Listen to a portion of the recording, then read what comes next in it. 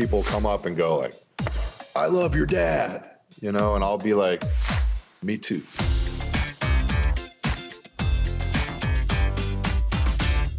All right, my friends, it is time now to talk about the 6th annual Allman Family Revival Tour. 6, dude. Congratulations, by the way.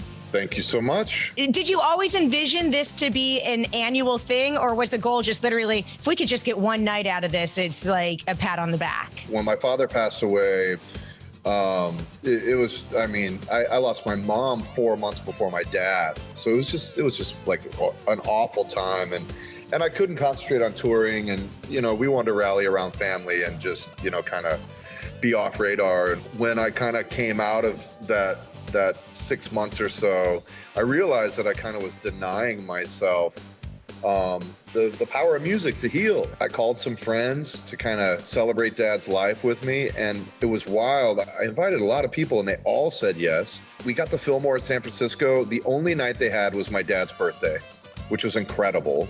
The night that would have been his 70th birthday. I was like, oh, wow, well, this is just like everything's aligning.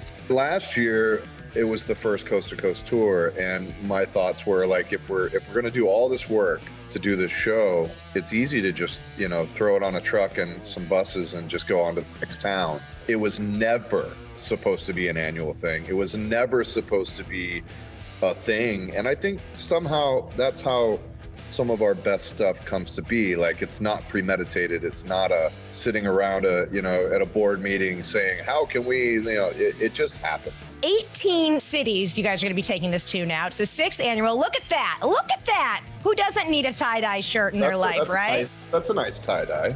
It is a nice one. But listen, this is celebrating the life and music of your dad, Gregg Allman, all right? It's easy to say celebrating the music because, we all know the music. It's running in our blood, right? Let's talk about the life. Tell us about the life of your dad and the life that you led with your dad behind closed doors and what that celebration means to you. Like, what memory comes to mind when you're like, let's cheers to that? Instead of going to my senior year of high school, I went on tour with the Allman Brothers. And it was really kind of a moment in my life where I was like, I was kind of torn between music and theater. I was really into acting and into the theater. And I went specifically on tour with Dad to make a decision. I was like, at the end of this tour, I'm going to decide between music or theater. And, seeing firsthand, what they did day to day and how they ran their shows and, the level of musicianship and just everything, the business aspect, behind the scenes, the production aspects. Like I really fell in love with that road life and putting on a show for people, allowing people to forget their worries for a couple hours every night. And it was just an instant love affair. And I knew when I got done with that tour that, I wanted to go on tour. I wanted to make albums. There's definitely some celebrating of some father-son stuff. He would take me out on tour. He would have me as the opening act sometimes, and we'd get to perform together. It's bittersweet to go up there and do something like Melissa one night, and half of me is really, really proud to do that and carry it forward. And the other half of me is like, damn it, I just wish he was here doing this instead of me. It's a really great time, and all the people that are involved on the tour are folks that either knew him or were an opening act for him, or maybe they were just insanely influenced, inspired by him or the Allman Brothers. That's the common thread between all the artists that are involved. We've got G-Love coming out a little bit. North Mississippi All-Stars are some of the guys from the band. Dwayne Betts. These are some cool people, right? And you mentioned that you just phoned a friend and no one said no. We're all friends, this group of musicians. There's also Donovan Frankenreiter and Maggie Rose and Larry McRae, blues legend.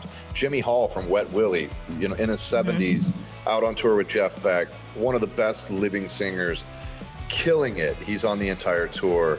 We've got some really great talent, and it's just this chance once a year. You got to remember, all these artists are touring worldwide all year, so this is the one time we get to actually come together. And it's a traveling circus. It's like 25 people. I blueprinted this after The Last Waltz, the band's The Last Waltz. Imagine if The Last Waltz would have just done that and then gotten on the bus and went and did it in another town, That's what this is. There's really nothing quite like it. Your dad, famously known for writing two of the Allman Brothers' most favorite songs, Melissa and Whipping Post. Whipping Post will take you 2 days to listen to sometimes. What is your favorite? What is your favorite Allman Brothers song? Oh man, I mean, my favorite is Dreams. It's always been Dreams. It's just such a beautiful, different composition.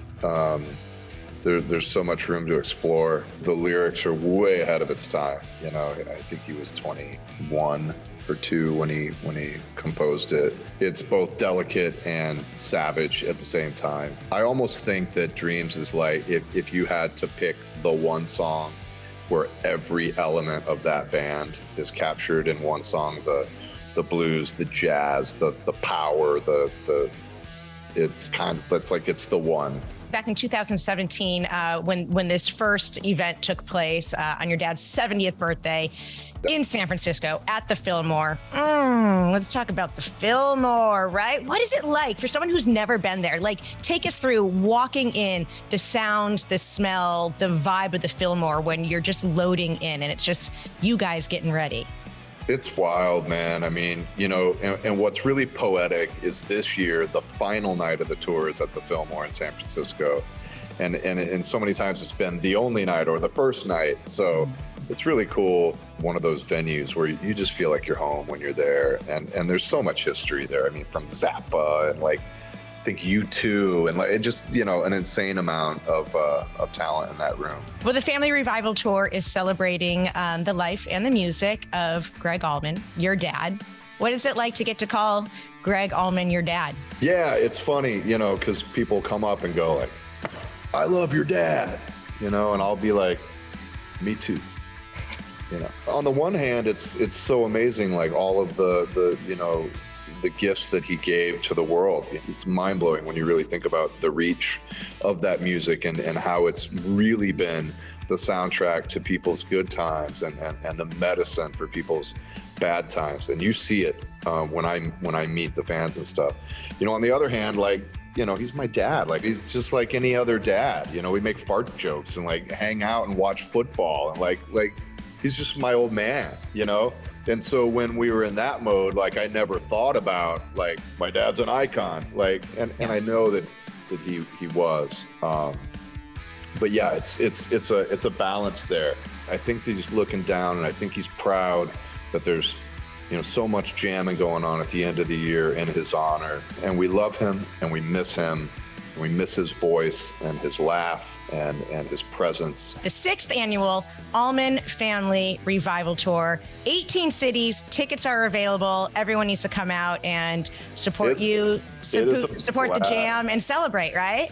It's a blast. Like I said, we call it the jam of the year, and that's not like a flex. It's a jam, man. I mean, there's 25 musicians on that stage at the end of the night doing Midnight Rider. There's a 40-foot by 20-foot video wall with really cool curated imagery for each artist. It's just a blast. AllmanFamilyRevival.com is the website where you get tickets, VIP, all the stuff, and we hope to see everybody out there. Thanks for watching Access TV. Subscribe, follow, like, and do all the good stuff. And make sure you leave a comment below. I don't know, just let us know what your favorite Access TV show is, or who your favorite bands are, and what artists you're into, or just say hi, man. I like to be told hi. We love hearing from you. That's the point, all right? Keep it coming.